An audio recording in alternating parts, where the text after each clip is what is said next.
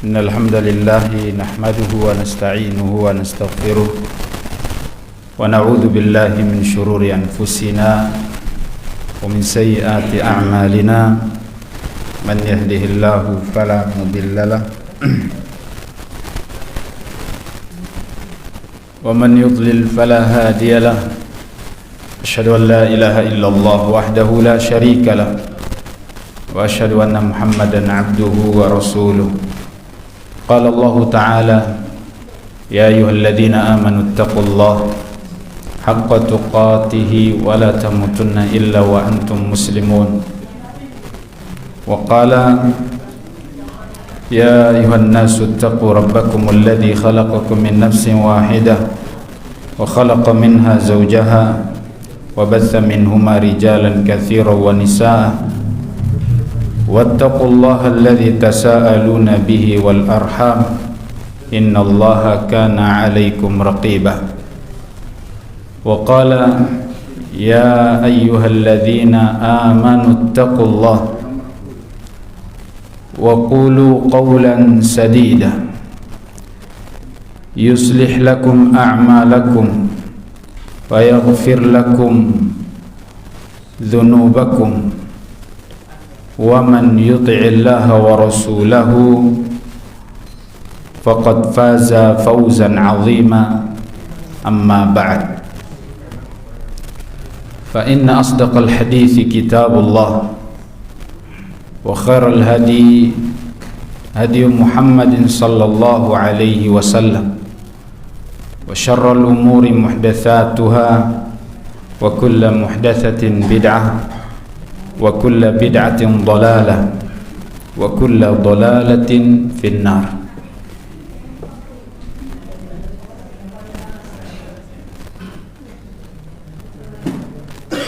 Alhamdulillah, puji dan syukur kita panjatkan untuk Allah Subhanahu wa ta'ala yang karena nikmatnya kita dapat mampu berkumpul di tempat ini.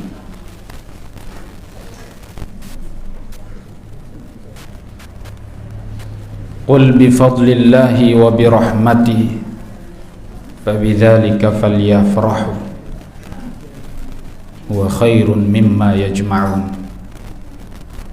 Dengan karunia, petunjuk dan bimbingan dari Allah Subhanahu wa ta'ala, maka hendaklah mereka bergembira, berbahagia. Ada keimanan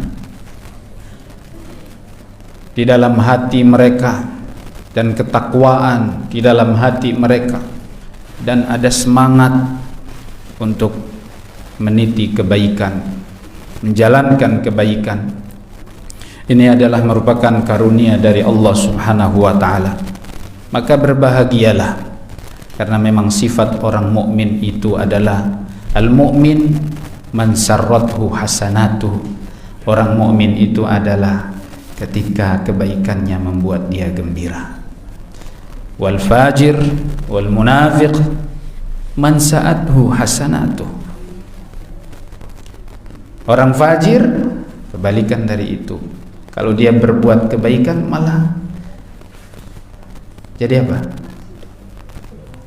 Berbuat amal soleh, kebaikan, tapi merasa risih, tidak nyaman. Itu fajir, munafik. Al-mu'min itu adalah man sarrathu hasanatuhu wa sa'atuhu sayyi'atuhu. Orang mukmin itu kalau dia berbuat kebaikan, dia senang.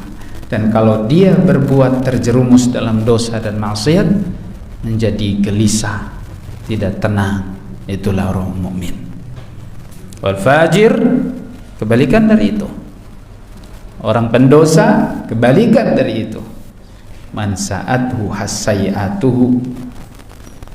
Orang-orang yang kalau dia berbuat dosa justru man sarrathu sayyatuhu. Kalau dia berbuat dosa dia senang. Kebalikan dari itu. Berbuat dosa malah senang.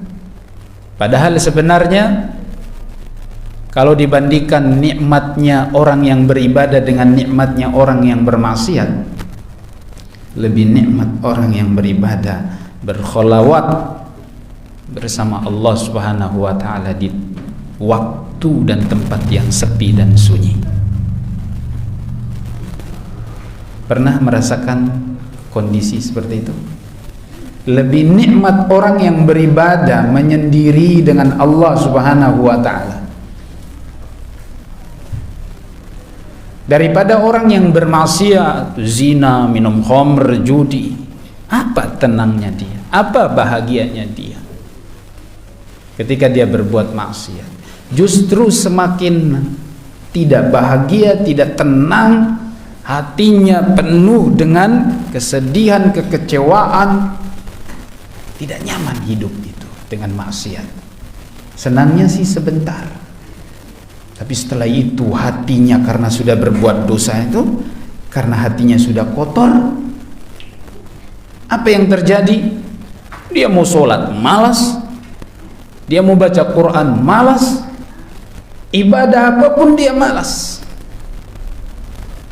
Itu orang fajir, itu adalah orang munafik, itu adalah orang fasik. Maka seandainya orang-orang yang berbuat maksiat di luar sana itu tahu betapa nikmatnya orang yang menyendiri dengan Allah dalam rangka ibadah, maka dia tidak akan mau bermaksiat. Cuman karena mereka belum tahu, mereka belum merasakan nikmatnya ibadah, belum merasakan nikmatnya ibadah. Alhamdulillah kita diberikan, ya mudah-mudahan dengan zahir yang ada insyaallah, masya Allah, muslim, mukmin, sunni, salafi, insyaallah, amin. Itu yang membuat kita tenang dan bahagia, kuat di dalam ibadah. Alhamdulillah, kita bersyukur selalu dan semoga selalu kita istiqomah. Mudah-mudahan sampai datang al-yaqin, al-maut, kematian. Dan itu yang kita harapkan, mati dalam keadaan istiqomah, muslim, berserah diri kepada Allah Subhanahu wa taala, selalu baik sangka kepada Allah sampai detik-detik terakhir malaikatul maut datang kepada kita untuk mencabut nyawa kita dalam keadaan kita husnudzan. Nabi mengatakan, la yamutanna ahadakum illa wa huwa yuhsinu billahi dzan. Jangan pernah salah satu di antara kalian mati melainkan dalam keadaan berbaik sangka. Mungkin dosa yang pernah kita lakukan, yakinlah dengan keimanan kita, dengan percayanya kita, yakinnya kita kepada Allah Subhanahu wa taala. Karena kita sudah minta ampun, istighfar, Allah mengampuni dosa kita sekalipun kita sudah sudah berbuat dosa dan belum sempat berbuat amal soleh. Detik-detik terakhir kita mau mati, tapi tetap husnudzon, yakin Allah mengampuni dosa kita. Jangan pernah berburuk sangka kepada Allah. Selama hati ini mengharap ampunan Allah, ilahi la tu'adzibni fa inni muqirrun billadhi qad kana minni wa ma li hilatun illa rajai wa afuka in afauta wa husnul dhanni. Itu yang kita harapkan, ampunan kasih sayang Allah ketika detik-detik terakhir. Yang harus kita kedepankan adalah husnudzan. Jangan berputus asa, jangan berputus asa, insyaallah ta'ala, amin ya rabbal alamin. Bapak ibu yang Allah muliakan, para jamaah yang Allah muliakan,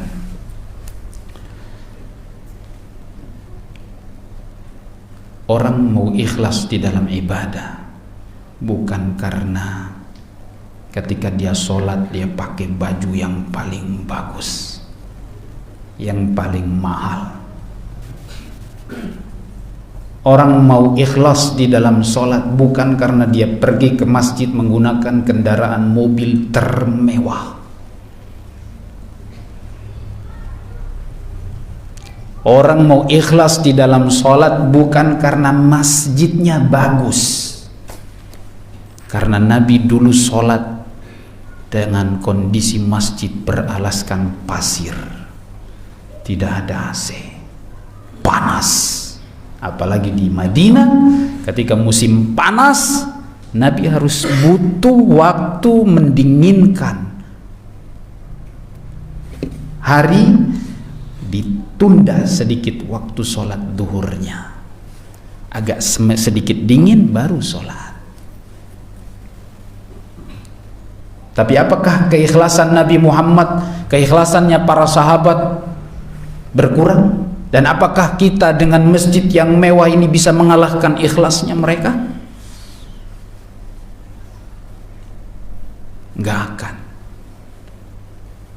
Karena hati mereka itu adalah hati yang paling ikhlas. Manusia yang paling ikhlas, yang paling baik hatinya itu sahabat Nabi. Abdullah bin Mas'ud mengatakan, fa innahum kanu abarra hadhil ummati quluban. Para sahabat itu adalah manusia yang hatinya paling baik. Jadi urusan hati, ikhlasnya, ya, ridhonya, tidak ada takabur sombongnya, tidak ada ujubnya, tidak ada riyanya, itu sahabat.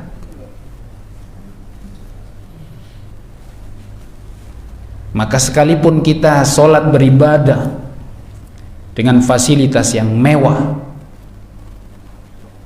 bukan kemudian menjadikan kita lebih ikhlas dari mereka. Bukan karena kita umroh, haji menggunakan travel kelas VIP atau VVIP. Apakah kemudian orang yang umroh itu akan semakin ikhlas kalau dia umroh pakai kelas yang paling tinggi, bayarnya paling mahal, tinggal di hotel yang paling keren dekat Masjidil Haram? Bukan itu.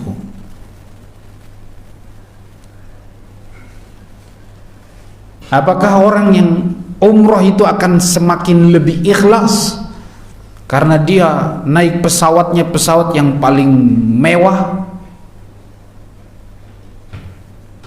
fasilitasnya luar biasa, dia duduk di sof yang paling pertama adalah yang paling ikhlas misalnya, yang sholat di hadapan Ka'bah diakah yang paling ikhlas? Malah ketika ada orang umroh atau sholat dekat depan Ka'bah, mungkin dia yang paling ria. Karena apa? Selfie backgroundnya Ka'bah. Bisa jadi dia adalah orang yang paling tidak ikhlas. Bukan karena dia duduk di sholat di pelataran Ka'bah, dan bukan berarti orang yang sholat di luar pelataran sana dia tidak ikhlas. Jadi patokan orang ikhlas itu bukan karena fasilitas, tempat. Kapan orang ikhlas itu? Dari bagaimana dia beramal dengan hatinya, sehingga ketika dia benar-benar cari ridha Allah, cari cinta Allah, cari kasih sayang Allah, ketika dia beribadah tujuannya itu, maka dia beribadah dimanapun, dengan apapun, tempatnya dimanapun, tetap dia akan ikhlas. Ya, kita perlu untuk mengetahui bagaimana hati ini bisa ikhlas. Kita mungkin perlu belajar niat dulu. Bagaimana kita bisa ikhlas? Imam Yahya ibnu Abi Katsir, seorang ulama tabi'in. Beliau ini wafat tahun 129 Hijriah. Ya kalau ana ingat, ana sebutin tahun wafatnya supaya kita tergambar ini ulama ini hidup di tahun sekian. Beliau ini pernah mengatakan, ta'allamun niyyah fa innaha ablaghu minal amal. Belajarlah niat, fahamilah niat, karena niat itu lebih berat daripada belajar bagaimana beribadah. Antum belajar tata cara wudu, antum belajar tata cara sholat, manasik, umroh, haji, belajar fikih, bagaimana beribadahnya, itu masih lebih ringan, mudah daripada bagaimana mengikhlaskan niat ini. Mengikhlaskan ibadah kita ini yang paling berat. Jadi ternyata kita disuruh untuk memahami dan mempelajari bagaimana kita bisa ikhlas. Imam Sufyan Ats-Tsauri rahimahullahu ta'ala, beliau wafat tahun 161 Hijriah. Beliau mengatakan, ta'allamun niyyah kama yata'allamun atau kama yata'allamu an-niyyah. Belajarlah niat sebagaimana para ulama belajar niat. Yang beliau maksud di sini adalah ulama tabi'in. Karena Imam Sufyan Ats-Tsauri adalah seorang ulama atba'ut tabi'in, wafat 161. Jadi yang beliau maksud adalah ulama tabi'in. Termasuk ini Yahya ibnu Abi Katsir, itu ulama tabi'in. Karena dari Sufyan, dari Yahya ibnu Abi Katsir, dia dapat ilmu ini. Dan dari para ulama di masa itu, suruh belajar niat. Suruh apa? Belajar niat. Sufyan Ats-Tsauri juga mengatakan, laisa syai'un ashadda alayya min mu'alajati niyyati fa innaha tanqalibu. Tidak ada yang paling berat untuk saya benahi, saya atur di dalam diri saya ini, kecuali ngatur hati ini. Ini ulama Sufyan Ats-Tsauri, sekaliber setingkat beliau saja masih ngeluh betapa beratnya kita mengatur, memanage, membuat hati ini menjadi baik, menjadi ikhlas. Berarti kita ini semua ini bisa sangat dengan mudah, sulit mengatur hati kita. Lah, ikhlas itu bagaimana sih sebenarnya? Ikhlas itu apa? Ya, ikhlas itu kata Al-Imam Ibnul Qayyim rahimahullahu ta'ala, beliau wafat tahun 750 Hijriah. Imam Ibnul Qayyim wafat tahun 750 Hijriah, bukan Masehi ya. Saya bahas dengan tahun-tahun Hijriah. Imam Ibnul Qayyim wafat 750 Hijriah. Beliau bilang begini, al-ikhlas huwa istiwa'u amaludz zahir, istiwa amaludz zahir wal batin. Ikhlas itu adalah kesamaan, keseimbangan amal yang zahir dan amal yang batin. Amal yang tampak dan amal yang tersembunyi. Amal yang tampak pada pandangan manusia dan amal yang tersembunyi dari pandangan manusia itu sama. Gridnya sama.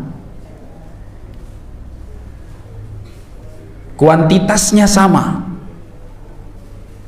Kalau antum sholat qiyamul lail, ketika dilihat orang misalnya 3 rakaat, maka ketika antum misalnya lagi sendiri pun 3 rakaat.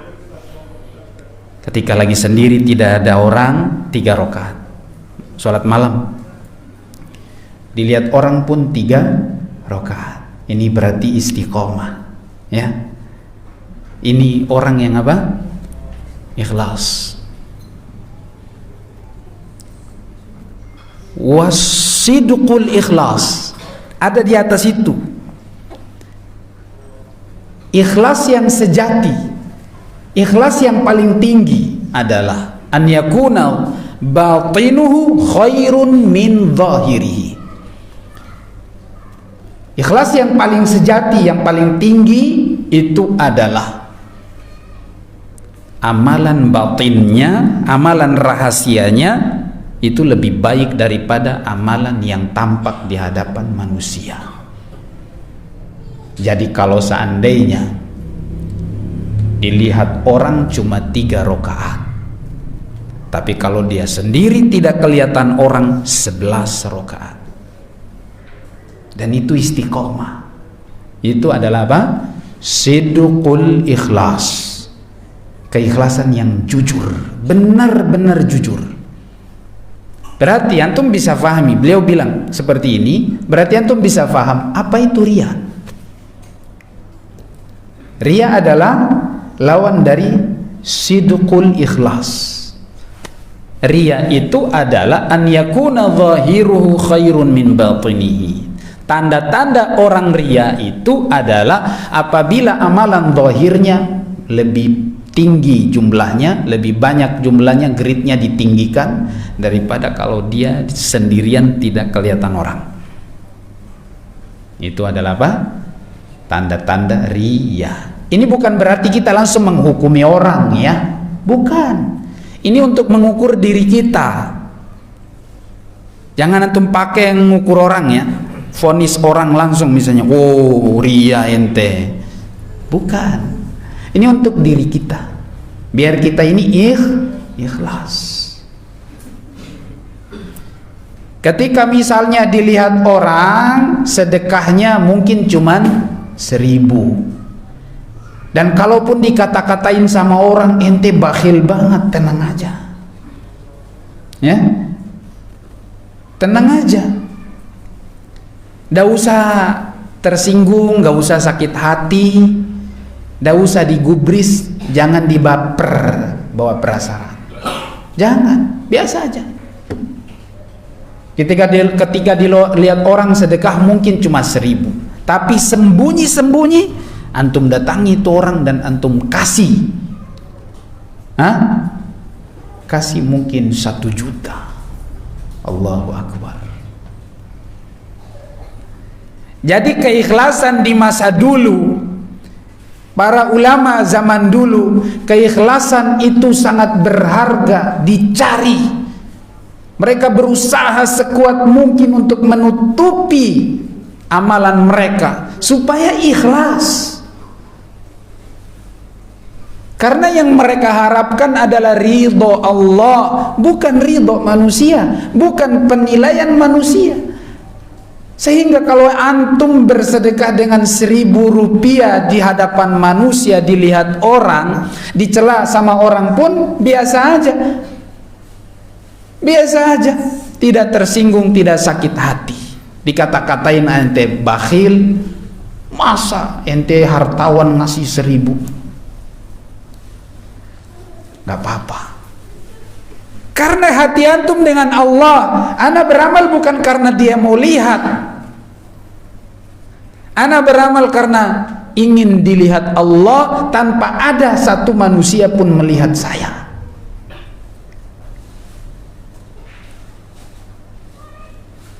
Tapi ingat, ini bukan berarti langsung kita vonis kalau dilihat orang itu riya, ya, jangan, bukan. Ini untuk memanage, mengatur hati kita ini, untuk ngatur hati kita sendiri, dipraktekkan untuk hati kita nih, itu ikhlas. Ingat, nilai satu amalan di sisi Allah Subhanahu wa ta'ala tidak akan pernah berkurang sekalipun dihina oleh manusia jika kita sudah ikhlas kepada Allah. Tidak akan pernah mengurangi derajat keikhlasan kita kemuliaan amalan kita di sisi Allah, walaupun dihina, dicaci sama orang. Maka ketika antum sudah berbuat baik dan antum ikhlas di situ, apapun cemoohan, apapun kata manusia tidak akan pernah mengurangi nilainya di sisi Allah.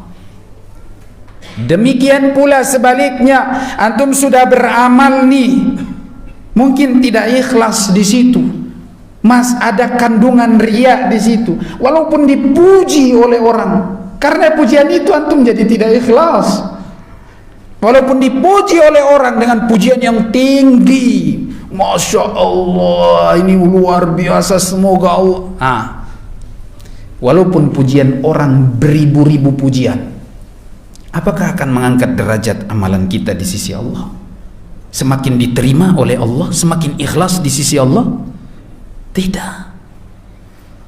Makanya diantara definisi ikhlas juga itu adalah apabila pujian orang kita tidak merasa seakan di atas awan. Dipuji oleh orang tidak merasa kalau kita itu luar biasa di atas, seakan kita mau terbang, terangkat. Dan kalaupun dihina, dicaci, direndahkan oleh orang, diremehkan oleh orang pun, kita tidak merasa terhina. Itu adalah ikhlas. Karena cuman kita dengan Allah Subhanahu wa taala.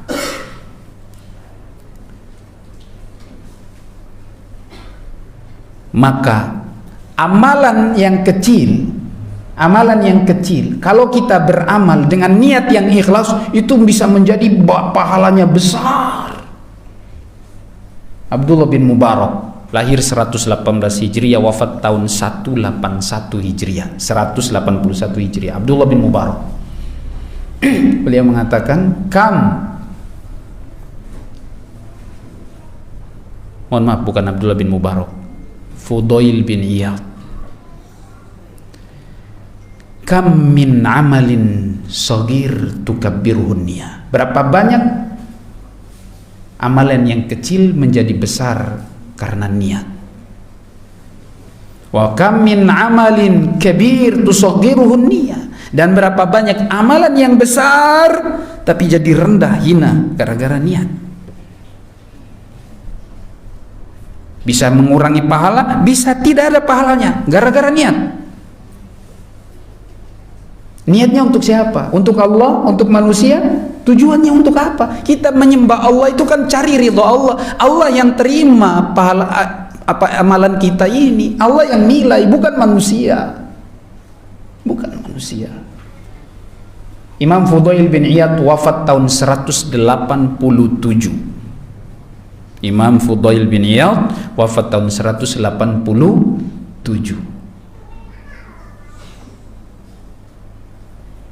Beliau mengatakan ini luar biasa nih, ya, supaya kita tahu. Contoh seperti apa nih? Antum sedekah 1.000 tadi ya, itu bisa mengalahkan orang yang sedekah 1 juta. 1.000 karena niat, keikhlasannya, ketulusannya. Ada dalam sebuah hadis, sabaqa dirhamun alfa dinar. Sedekah 1 dirham mengalahkan sedekah 1.000 dinar. Antum tahu perbandingannya? 1 dinar itu bisa beli kambing. Harganya kalau rupiah bisa 4 juta, karena 1 dinar itu 4 gram emas. 1 gram sekarang sudah berapa? 1 juta? Iya. Kalau di Ternate saya emas yang 23 karat, dia 1 juta lebih sekarang. 4 gram berarti 1 dinar sama dengan berapa? 4 juta. Atau patokannya sederhana, ana selalu gambarkan, saya selalu sederhanakan, 1 dinar saat beli 1 kambing. Dari masa Nabi sampai hari ini 1 dinar sama nilainya, karena dia emas, tidak pernah berkurang, malah bertambah. Jadi Sedekah 1 dirham, 1 dirham itu berapa? Rubu'u dinar. 1 dirham 1/4 dinar. 1 dirham sama dengan 1/4 dinar. Berarti 1 dirham 1 juta. Sedekah 1 juta kata Nabi itu mengalahkan berapa? 1000 dinar kali 4 berapa? 400 juta 400 juta atau 40 juta? Hah? 1 dinar kan 1000 dinar. 1000 kali 4 juta berapa? 4 miliar. 4 miliar ternyata, bukan 400 juta. 1 juta mengalahkan, sedekah 1 juta mengalahkan 4 miliar. Kenapa? Ada yang tahu jawabannya? Ya ikhlas. Karena yang 1 dirham tadi itu hartanya cuma itu. Hartanya cuma 1 juta itu, dikasih semuanya. Itu ikhlas atau tidak tuh? Oh ikhlas. Ada ini pas-pasan nih, cuma 1 juta dikasih semuanya. Sementara yang tadi yang 4 miliar itu cuma secuil hartanya yang dia kasih. Berarti ini orang hartawan bener nih ya. Semuanya adalah niat. Bahkan 1 juta itu mengalahkan 4 miliar karena niat, ketulusan lillahi ta'ala. Yang diharapkan cuman ridho Allah. Ini bukan karena pamer. Ini Nabi kabarkan tentang orang-orang Bani Israel zaman dulu bersedekah, 1 dengan 1 dinar, yang 1 dirham dengan yang 1 dengan 1000 dinar. Allahu Akbar. Maka subhanallah, apakah kita tidak mau amalan kita diterima oleh Allah, dibesarkan oleh Allah, dilipat gandakan oleh Allah subhanahu wa ta'ala dengan keikhlasan kita? Apapun amalan kita hari ini, semua amalan kita kalau tidak ikhlas ditolak. Walaupun antum sudah kelihatan sunnah ya, salafi, tapi tidak ikhlas, ditolak mentah-mentah sama Allah subhanahu wa ta'ala. Makanya tadi Imam Yahya bin Abi Katsir mengatakan belajar niat itu lebih berat daripada belajar apa? Amalannya. Mengamalkannya, amalan zahir kita buat sesuai sunnah semuanya. Kalau tidak ikhlas gimana? Masya Allah. Ini semuanya diminum? Ikhlas.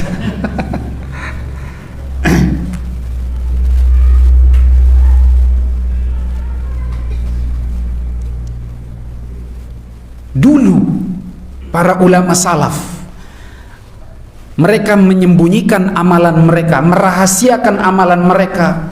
Itu adalah sebuah perjuangan, usaha yang sungguh-sungguh serius. Dan kalau seandainya amalan mereka ketahuan orang, itu jadi aib besar. Amalan mereka dilihat, ketahuan, didengar orang, itu jadi aib. Itu di masa dulu. Kalau sekarang kebalikan. Sekarang ini kalau tidak dilihat orang jadi aib, pamer, cari muka, cari nama. Jadi harus ketahuan orang, didengar orang. Kita sedekah 100.000, satu kampung tahu, padahal cuma 100.000. Apa susahnya? Kan kita beribadah mencari pahala ridho dari Allah. Kenapa harus diketahui oleh orang, didengar oleh orang? Untuk apa? Cuma 100.000 tidak diterima lagi.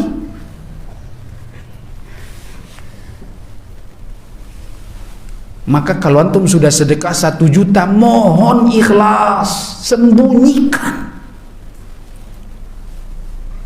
Misalnya antum tahu ada seseorang saudara antum yang kesusahan kesulitan, sembunyi-sembunyilah antum tanya, mungkin dia punya rekening, minta transfer. Setelah itu ditransfer, kasih kabar, coret nama antum, nomor dicoret, jangan ditampakkan lagi. Coret nama, coret nomor. Akhi, ada sebuah sedikit sedekah hadiah buat antum. Subhanallah, itu ana yakin 100% ikhlas lillahi ta'ala. Nggak ada yang ganggu niat antum, tidak akan mungkin terganggu niat antum. Itu ikhlas. Itu sudah pasti ikhlas lillahi ta'ala.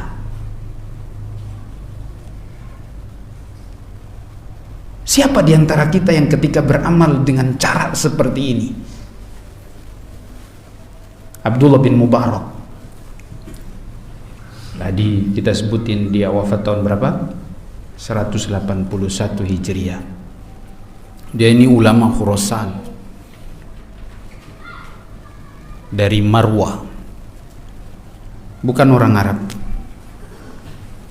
Beliau ini disebutkan oleh Imam Adz-Dzahabi rahimahullahu ta'ala yang wafat tahun 748 Hijriah. Imam Dzahabi dalam kitab beliau Syiar A'lamin Nubala menyebutkan tentang biografinya Abdullah bin Mubarak. Luar biasa. Abdullah bin Mubarak ini orang soleh, ahli ibadah, ahli sedekah, ahli ibadah, dan juga ahli ilmu. Beliau ini adalah orang yang luar biasa ikhlas.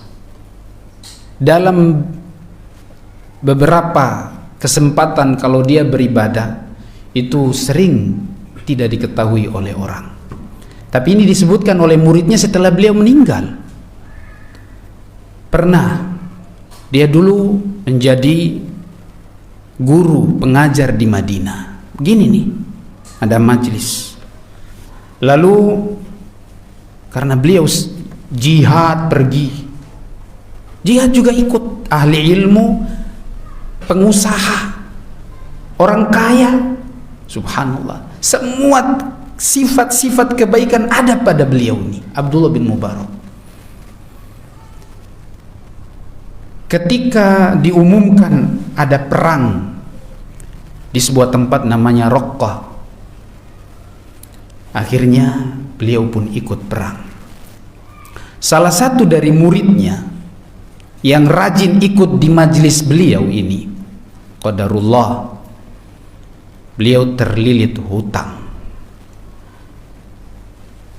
Ketika selesai perang, Abdullah bin Mubarak ini dia kesana kemari, ke Madinah, Mekah, dia keliling daratan Arab. Lalu ketika dia pulang ke Madinah, dia tanya salah satu dari muridnya yang rajin di majelis itu, di mana si fulan? Ini disebutkan oleh Imam Adz-Dzahabi dalam kitab beliau Syiar A'lamin Nubala. Antum bisa baca itu biografi orang-orang soleh. Itu ada 28 jilid. Bahwa ketika Abdullah bin Mubarak balik dari peperangan, dia tanya itu muridnya, mana si fulan? Lalu sahabat-sahabat si fulan itu beritahu kepada Imam Abdullah bin Mubarak, oh, dia dipenjara, dikurung karena terlilit hutang.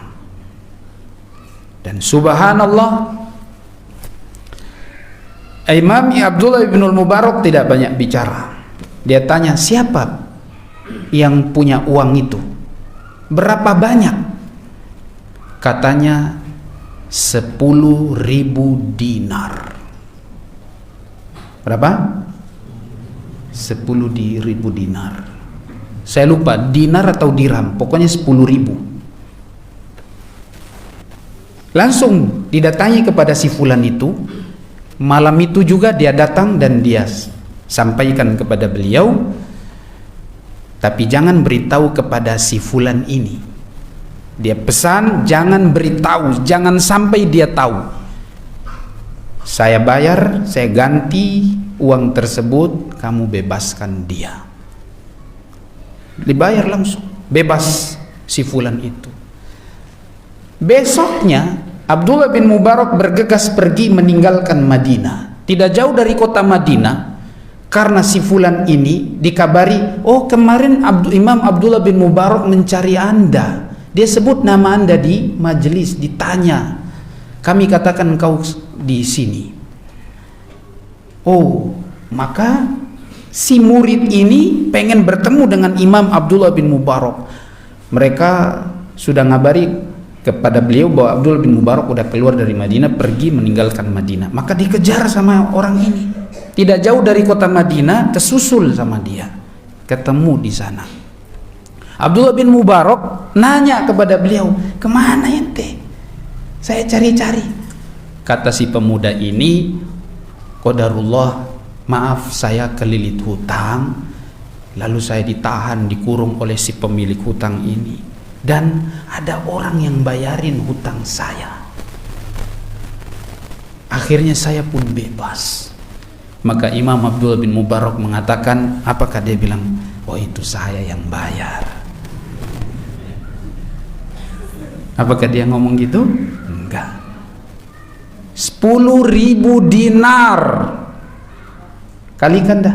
Kalau tadi kan cuma 1.000 dinar nih, ini 10.000. Subhanallah, uang yang tidak sedikit. Abdullah bin Mubarak orang kaya, dermawan, ahli ibadah, ulama. Siapa kita di antara kita nih kayak gini? Luar biasa. Abdullah bin Mubarak bilang sama dia, ihmadillah ala tasdidi dainik. Puji Allah, bersyukurlah kepada Allah, hutang kamu bisa dibayar. Subhanallah, luar biasa. Dia nggak tahu ternyata yang bayar ini gurunya. Itu guru yang luar biasa itu, ya. Padahal dia juga nggak ngeluh, dan memang itu sudah rezekinya dia. Mungkin dia orang soleh, bertakwa juga, Allah berikan jalan. Karena dia bertakwa, Allah kasih jalan. Mungkin memang qadarullah, terlilit hutang nggak bisa bayar. Kalau orang yang bertakwa, man yattaqillaha yaj'al lahu makhraja wa yarzuqhu min haitsu la yahtasib. Rezeki dia itu 10.000 dinar dibayar langsung lunas. Allahu Akbar. Imam Abdullah ibn Mubarak, apa sih yang dia harapkan dari itu? Apa pujian? Gak ada. Yang dia harapkan adalah ridha Allah subhanahu wa ta'ala. Karena mereka tahu Nabi mengatakan shadaqatus sir tudfi'u ghadabar rabb, tudfi'u ghadabar rabb. Sedekah rahasia akan memedam, mematikan murka Allah. Sedekah rahasia akan meredam murka Allah subhanahu wa ta'ala. Dan mereka juga tahu di antara yang Allah berikan keutamaan pada 7 golongan itu, di antaranya adalah apa? Rajulun tasaddaqa bi shadaqatin la ya'lamu yaminuhu matun, la ya'lamu shimaluhu aw la ta'lamu shimaluhu ma tunfiqu yaminuhu. 7 golongan yang dinaungi di hari kiamat, di antaranya adalah orang yang bersedekah, berinfak, tangan kirinya tidak tahu apa yang diberi oleh tangan kanannya. Ini bahasa kinayah, saking ikhlasnya orang di sekitarnya tidak tahu, nggak ada yang tahu. Mungkin istrinya juga tidak tahu, anak-anaknya juga tidak tahu. Di sini tidak disebutkan istrinya tahu, anaknya tahu, nggak ada. Abdullah ibn Mubarak ini luar biasa, ikhlasnya luar biasa. Pernah beliau juga suatu ketika beliau mengikuti peperangan dalam satu peperangan di daerah Tortus atau Torsus di daerah Arab sana. Dulu di zaman itu ikut jihad melawan orang-orang Romawi di tempat namanya Torsus di perbatasan Palestina Syam ke atas. Dan subhanallah, terjadi berhadap-hadapan, ini parang dengan parang, nggak ada pakai senjata. Dulu ini face to face, fisik, kemampuan bermain pedang, senjata, langsung. Orang muslim maju, waktu itu ditemani dua sahabatnya, namanya Abdullah bin Sinan dan Al-Mu'tamir bin Sulaiman. Mereka satu angkatan. Lalu kemudian orang muslim maju menghadapi orang kafir, orang Romawi. Orang muslim satu persatu, yang maju pertama mati sama orang hebatnya orang kafir, yang kedua maju mati, ketiga maju mati, sampai 6 orang muslim maju mati semua, syahid semua di sini. Lalu Abdullah bin Mubarak bilang sama temannya Abdullah bin Sinan, kalau saya mati tolong kamu bikin A, B, C, D, sekian-sekian. Maksudnya dia wasiatkan hartanya gitu ya. Ya, maka langsung Abdullah bin Mubarak maju. Luar biasa,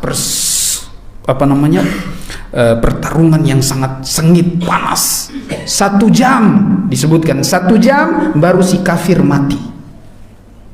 Luar biasa. Akhirnya yang kedua maju, kafir mati, yang ketiga maju, kafir mati, yang keempat maju, kafir mati, sampai 6 orang kafir mati, sebagai sama dengan orang muslim tadi. Setelah dihabiskan 6 orang ini, orang kafir Romawi ini jadi takut, ya, jadi down, mundur mereka, mundur, menyerah. Apa yang terjadi? Umat Islam pada senang bangga. Abdullah bin Mubarak sedang apa? Pakai cadar. Pakai apa? Cadar. Nggak ada yang tahu. Cuma 2 orang sahabat ini yang tahu. Ini teman dekatnya beliau.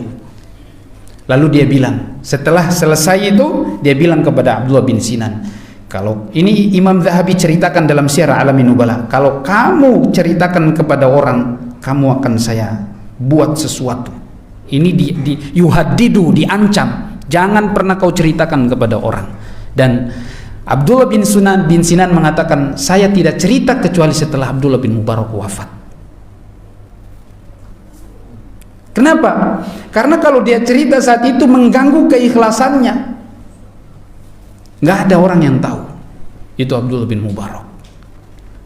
Subhanallah. Tulus dia ibadah itu. Ya.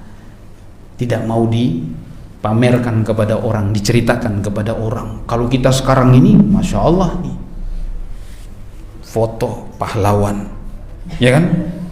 Hebat nih, pahlawan nih, diabadikan tuh. Kalau dulu enggak, jangan diceritakan. Kalau kita bicara tentang bagaimana orang-orang soleh dahulu mereka menjaga amalan mereka, menyembunyikan amalan mereka, merahasiakan ibadah mereka, itu luar biasa. Mau anak cerita satu-satu? Ya. Muhammad bin Sirin, seorang ulama tabi'in, wafat tahun 110 Hijriah. Muhammad bin Sirin itu orang dia ini kalau di malam hari itu dia menangis. Di malam hari itu menangis seakan-akan dia habis bunuh orang satu kampung, sehingga dia menyesal, sedih dengan dosa yang dia buat, seakan-akan baru membunuh orang satu kampung. Tapi ketika giliran nanti sudah siang, besoknya, oh, dia pakai baju yang bersih, rambutnya dikasih minyak wangi, sisirannya yang keren, penampilannya kayak kelihatan orang yang nggak pernah ibadah. Wajahnya biasa, ceria kepada orang, orangnya lucu, humoris. Si Imam Muhammad bin Sirin ini orang yang humoris. Di hadapan orang tuh tertawa, tapi malam hari orang yang paling banyak menangis. Itulah orang-orang yang tahu hadis Nabi, rajulun dzakarallaha khalian fafadat aina. 7 golongan yang dia dinangungi, diantaranya adalah orang yang mengingat Allah dalam kesendirian dia dengan Allah subhanahu wa ta'ala, meneteskan air mata. Dan orang-orang seperti ini dulu banyak seperti ini. Seperti seorang imam Masruq ibnul Ajda', seorang ulama tabi'in, wafat 62 Hijriah. Masruq ibnul Ajda', dia itu tidur bersama istrinya, nggak tahu dia menangis, ya. Masruq ibnul Ajda' itu dia menangis, istrinya tidak tahu. Imam siapa? Masruq ibnul Ajda'. Sampai dikatakan dia ini tidak pernah meniatkan untuk tidur. Mengawal misalnya mau tidur nih, enggak. Selalu tidurnya karena ketika dia ibadah. Saking ibadahnya luar biasa, tidak ada waktu untuk mau pengen tidur. Dia tidurnya pas lagi ibadah karena sudah capek. Itu Masruq, dan tidak pernah diceritakan kepada orang. Itu sendiri, istrinya saja itu tidak tahu lagi tidur, dia menangis sendiri sampai bantalnya basah. Imam Al-Auza'i, Imam Al-Auza'i, Abdurrahman Al-Auza'i, ulama Syam, wafat tahun 150 atau 48 Hijriah, 51 Hijriah. Beliau ini juga sama, ibadahnya malam hari, nangis. Ketika nanti besok dijenguk oleh tetangganya, teman istrinya dia, jenguk masuk ke rumahnya, tempat ibadahnya itu, tempat musolanya, tempat sholatnya itu basah. Orang ngira itu pipis anak kecil, ternyata itu air matanya Imam Al-Auza'i. Mereka sholat di rumah mereka yang begitu luar biasa. Mungkin cuma istrinya yang tahu atau anaknya, orang lain nggak perlu tahu. Karena mereka tahu Rasulullah mengatakan afdolus sholatil mar'i sholatuhu fi baitihi au fi baitihi illal maktubah. Sholat yang paling afdol untuk seseorang itu adalah sholat di rumahnya, kecuali sholat wajib. Jadi kalau sholat sunnah itu di rumah. Itu tanda orang ingin usaha jadi mukhlis, jadi ikhlas. Karena memang ya kadang ada orang yang pengen sholat di masjid bukan karena ria. Memang suasana mungkin di masjidnya bagus, karena kalau di rumah itu kurang nyaman. Mau sholat, mau ibadah, maka solusinya buat rumahmu itu nyaman. Dengan banyak ibadah di sana, suasana jadi nyaman, terang, baca Quran, ibadah di situ. Karena rumah kita ini harus diisi juga dengan ibadah, sholat, baca Quran.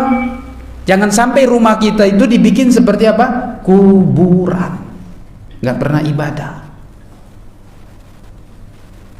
ibadah, jadinya kayak gelap, menakutkan, nggak nyaman.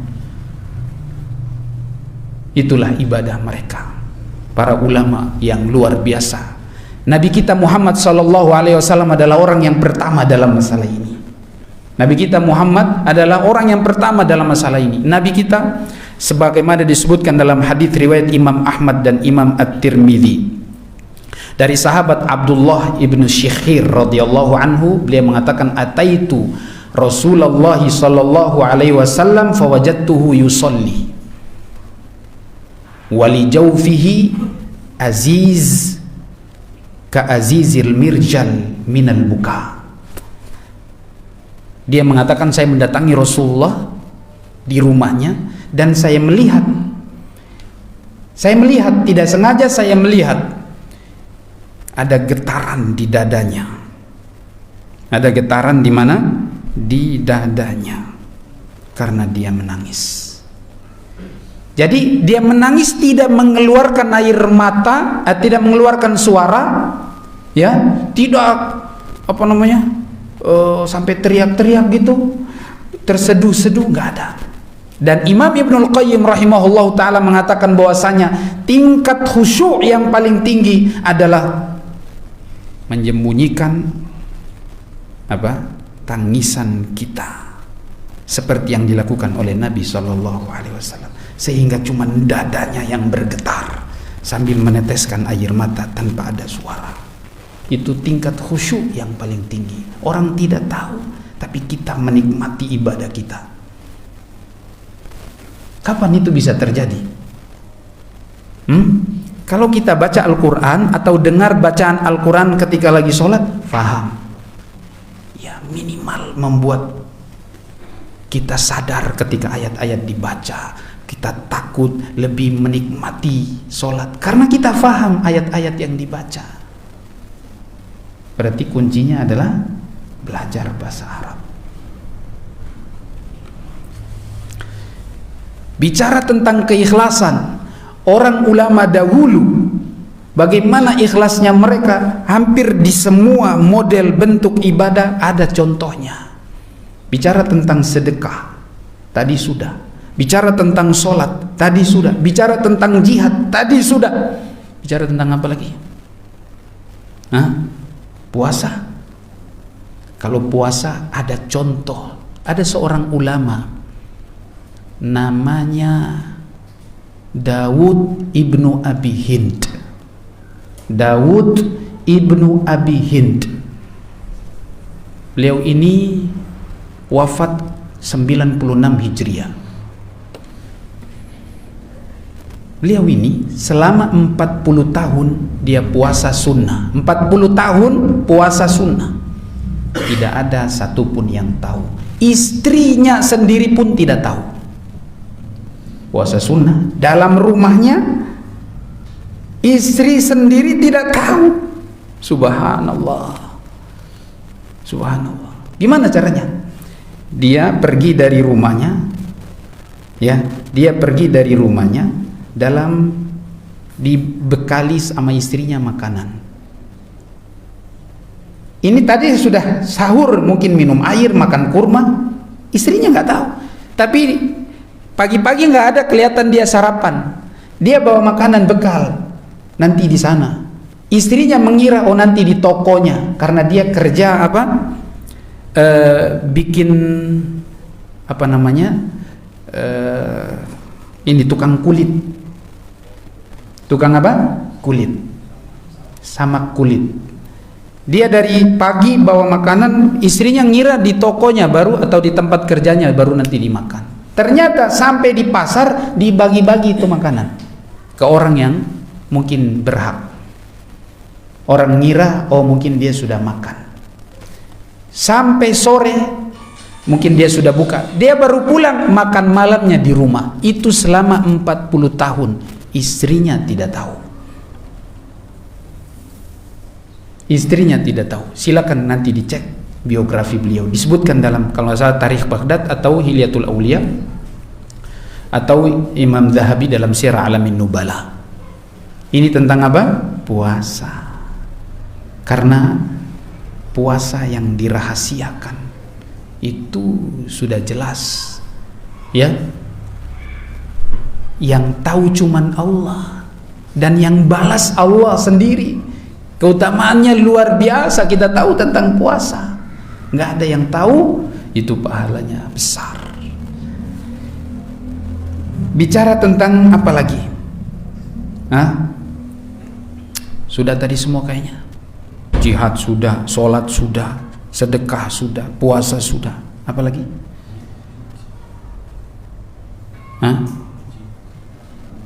Apa? Gak kedengaran?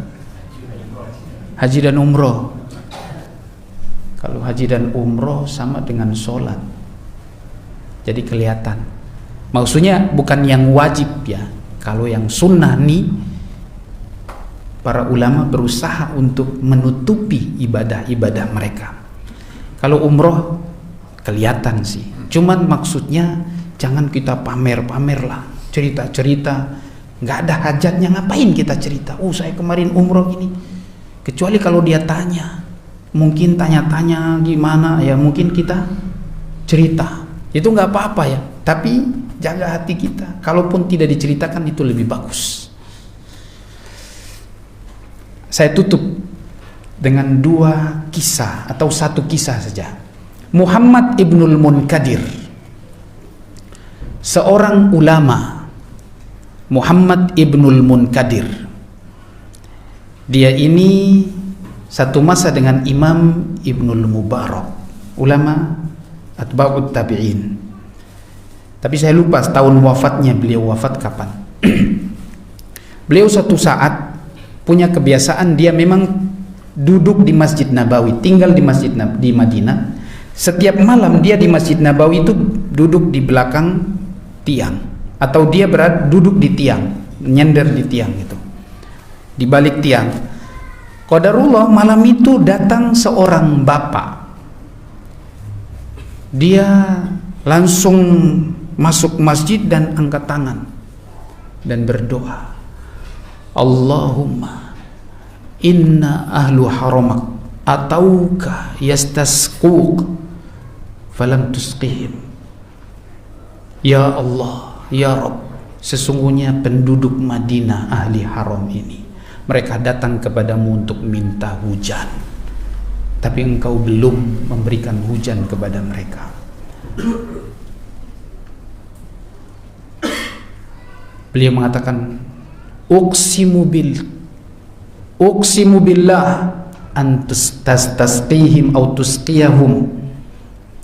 Saya bersumpah dengan namamu ya Allah, turunkan untuk mereka hujan.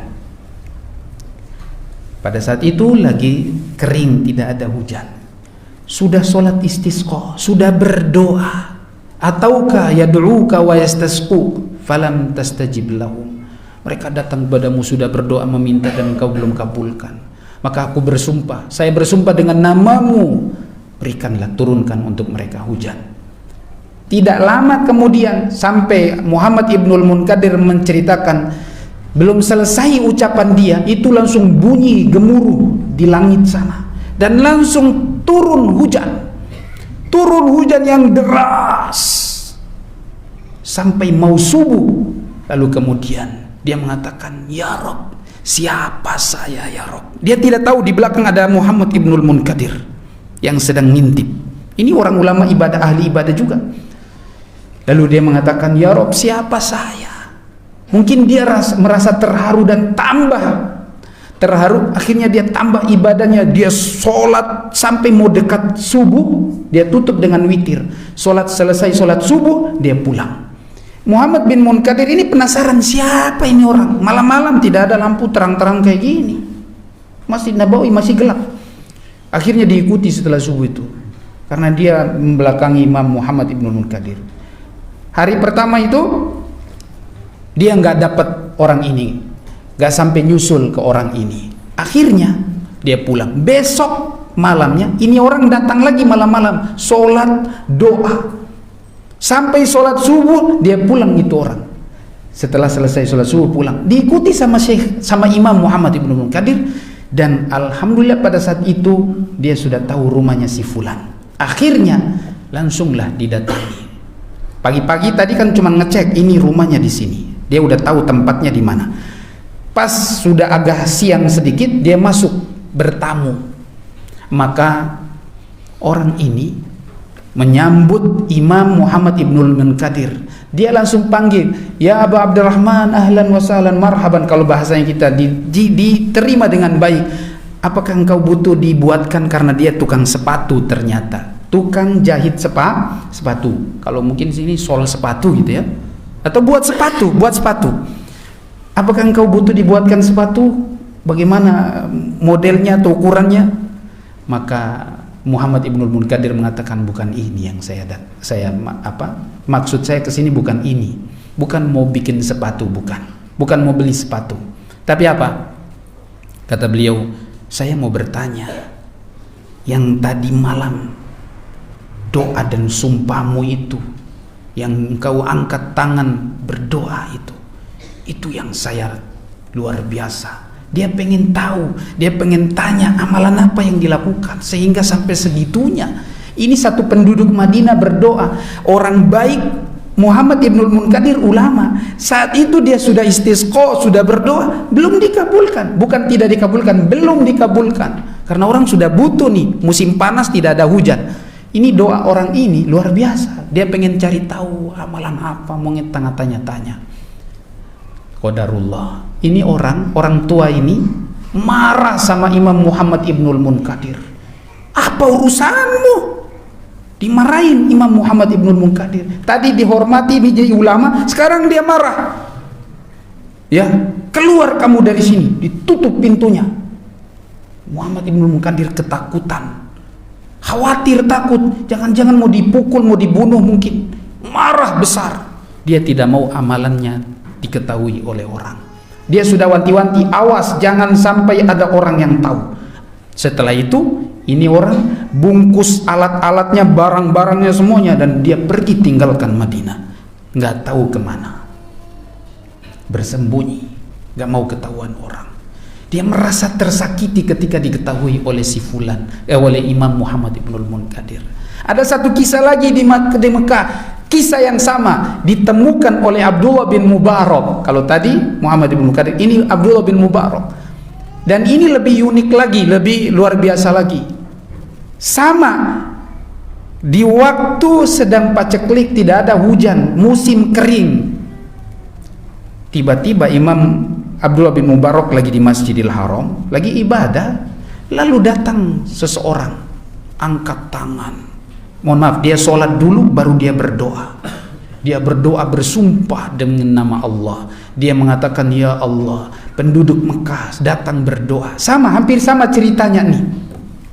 Dan luar biasa, Imam Abdullah bin Mubarak mengatakan, belum selesai dia berdoa, turun hujan. Luar biasa. Ini Imam langsung cari tahu, dicek lagi, sama, dia kejar ini orang. Hari pertama langsung ketahuan si fulan masuk di rumah A. Besoknya disusul, didatangi rumah itu. Masuk ke dalam, ternyata di dalam ada banyak budak dimiliki oleh seseorang. Dia jual budak. Maka orang ini, yang pemilik budak ini nanya, apa yang kamu mau beli budak atau membebaskan budak? Ini saya punya budak-budak yang ada di sini kalau kamu mau. Karena budak itu ada nilainya, ada harganya. Kalau dia makin bagus kerjanya, etos kerjanya luar biasa, rajin, dia pokoknya inilah bermanfaat, berkualitas, ditawarin. Maka Imam Abdullah bin Mubarak mengatakan, saya kesini bukan mau cari budak, bukan mau beli orang ini. Dia tanya, ini budak-budak ini, karena dia sudah tandai tadi yang dilihat tadi Imam Abdullah bin Mubarak, ternyata tidak ada di orang-orang yang ditunjuki oleh yang pemilik budak ini. Dia bertanya kepada pemilik budak, apakah masih ada yang lain? Kata dia, ada, tapi di belakang sana, dia ini nggak ada harganya. Kalau dinilai harganya cuman 14 dinar. 14 dinar berarti bisa beli kambing 14 ekor. Bukan ribu ya, 14 dinar saja. Kalau yang lain itu bisa ratusan dinar, ribuan dinar harganya. Nah, maka dia mengatakan, Abdullah bin Mubarak mengatakan, tolong keluarkan dia, saya pengen lihat. Kata orang ini, oh dia nggak ada harganya, ngapain dia nggak berkualitas, ya nggak bisa apa-apa, dia itu nggak ada nilainya. Tapi nggak apa-apa, keluarin aja. Dikeluarinlah. Maka ketika dikeluarkan, Imam Muhammad Abdullah bin Mubarak mengatakan, ini yang saya cari, dia ini yang saya mau beli. Oh kamu mau beli ini? Ya beli. Setelah dibeli, kemudian dibawa sama Abdullah bin Mubarak, ini mau dibebaskan nih. Maka ditanya sama Abdullah bin Mubarak, engkau yang tadi malam berdoa, sholat dan berdoa, minta sampai diturunkan hujan, karena inilah saya beli kamu, saya bebaskan kamu. Karena kemuliaanmu itu, saya beli kamu, saya bebaskan kamu. Maka ketika orang ini tahu bahwasanya sudah diketahui oleh Abdullah bin Mubarak, dia mengatakan, diangkat tangan dan berdoa, Allahumma la tusyahirni baina ibadik. Ya Allah, jangan engkau jadikan aku terkenal di tengah-tengah manusia. Fakharra mayyita. Langsung tidak lama meninggal ini orang. Subhanallah. Inilah Dia cuma seorang budak. Nabi pernah mengatakan, inna min ibadi man law aqsama 'ala Allahi la abarra. Ada di antara hamba-hamba Allah yang kelihatannya mungkin kerdil rendah di hadapan manusia, tapi kalau dia sudah berdoa, bersumpah dengan nama Allah, Allah kabulkan permintaannya. Ini orang-orang yang seperti ini. Bahkan disebutkan di dalam hadis, ada orang yang datang di hadapan para sahabat ketika Nabi bilang, bagaimana menurut kalian si fulan ini? Para sahabat mengatakan, oh dia ini kalau meminta pertolongan pasti akan dibantu, kalau dia bertanya kita akan jawab, kalau dia bicara kita akan jawab, dia akan dilayani. Maka Nabi mengatakan dia di neraka. Datang lagi orang yang kedua. Nabi bertanya kepada para sahabat, bagaimana menurut kalian tentang orang ini? Kata mereka, oh dia ini kalau bicara dengan kita tidak diajak bicara, kalau dia berkhitbah anak perempuan kita tidak dinikahkan, kalau dia minta bantu tidak ditolong. Kayak seperti diremehkan, nggak ada nilainya di hadapan manusia. Kata Nabi SAW, ini orang yang seperti ini adalah calon-calon penghuni surga. Dia kalau berdoa minta kepada Allah, dia bersumpah menyebut nama Allah, Allah kabulkan permintaannya. Jadi jangan pernah meremehkan manusia. Bisa jadi di luar sana ada orang yang kita lihat dia remeh di pandangan kita, tapi bisa jadi amalan dia lebih baik daripada kita, karena hati keikhlasan dia. Barakallahu fikum. Mudah-mudahan Allah memberikan kepada kita kekuatan hati, membersihkan hati kita untuk menjadi orang-orang yang ikhlas. Kuncinya sederhana. Kalau amalan itu tabiatnya adalah amalan yang harus disembunyikan, sembunyikan, jangan pamer. Itulah keikhlasan. Di situ nanti kita akan menjadi orang yang ikhlas. Dari konsep keikhlasan sudah disebutkan oleh Imam Ibnul Qayyim, dan juga ada perkataan yang lain. Yang mudah-mudahan dengan itu kita bisa menilai amalan kita ini ikhlas atau tidak. Dan contohilah, ikutilah potret-potret ulama-ulama yang tadi kita sebutkan. Mudah-mudahan Allah kumpulkan kita bersama mereka orang-orang yang ikhlas, dan dengan Nabi kita Muhammad SAW, Sayyidul Mukhlisin, tuannya orang-orang yang ikhlas. Kita tutup dengan membaca doa kafaratul majlis. Subhanakallahumma wa bihamdik, asyhadu an la ilaha illa anta, astaghfiruka wa atubu ilaik. Assalamualaikum warahmatullahi wabarakatuh.